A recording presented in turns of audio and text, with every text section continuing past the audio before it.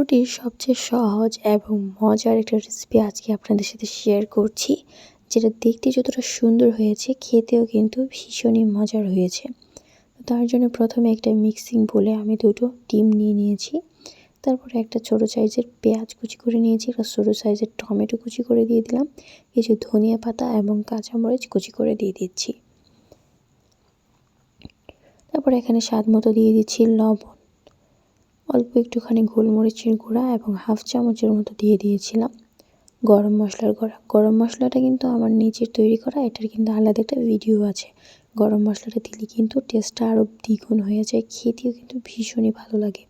তো সবগুলো মশলা এবং মিশ্রণকে খুব সুন্দর করে চামচ দিয়ে এখন আমি মিক্স করে নিচ্ছি। তো এই তো ডিমের মিশ্রণটা কিন্তু একদমই তৈরি হয়ে গিয়েছে।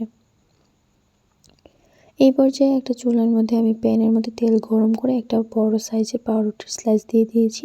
তো এখন আগে থেকে যে ডিমের যে মিশ্রণটা আমি তৈরি করে রেখে দিয়েছিলাম, এখন সেটা আমি চামচ দিয়ে ছড়িয়ে ছড়িয়ে দিয়ে দিচ্ছি। তো এক একটা সাইড পাউরুটির আমি 2-3 মিনিট করে ভেজে নিয়েছি। তো একটা সাইড দেখতেই পাচ্ছেন একদম লালচে কালার হয়ে গিয়েছে। তো আবার অল্প একটু তেল দিয়ে আমি উপর সাইডটাও ভেজে নিচ্ছি।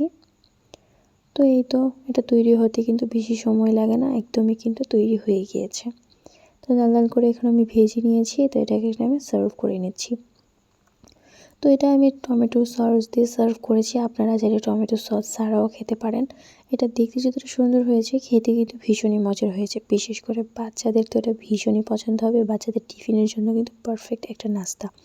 তো আমার এই নাস্তাটা যদি আপনাদের পছন্দ হয়ে থাকে, আমার রেসিপিটা যদি আপনাদের ভালো লাগে, তাহলে আমার পেজটাকে ফলো দিয়ে শেয়ার করে রাখবেন, একটা কমেন্ট করে রাখবেন। তখন সবাই ভালো থাকেন, সুস্থ থাকেন। আসসালামু আলাইকুম।